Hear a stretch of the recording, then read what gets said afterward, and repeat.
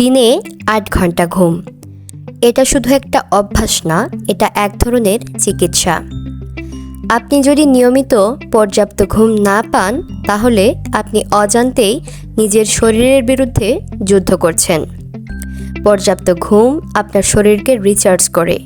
এটা রক্তচাপ নিয়ন্ত্রণে রাখে, হৃদযন্ত্রকে সুস্থ রাখে আর রোগ প্রতিরোধ ক্ষমতা বাড়ায়।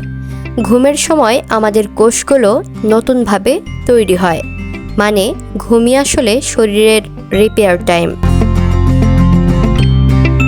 ঘুম শুধু শরীর নয়, মস্তিষ্ককেও বিশ্রাম দেয়। ভালো ঘুম স্মৃতিশক্তি বাড়ায়, মনোযোগ ধরে রাখে আর মানসিক চাপ কমায়।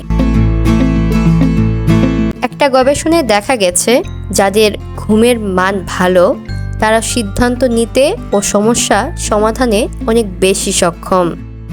যখন আপনি ভালো ঘুমান, তখন সকালটা হয় হালকা ও সতেজ।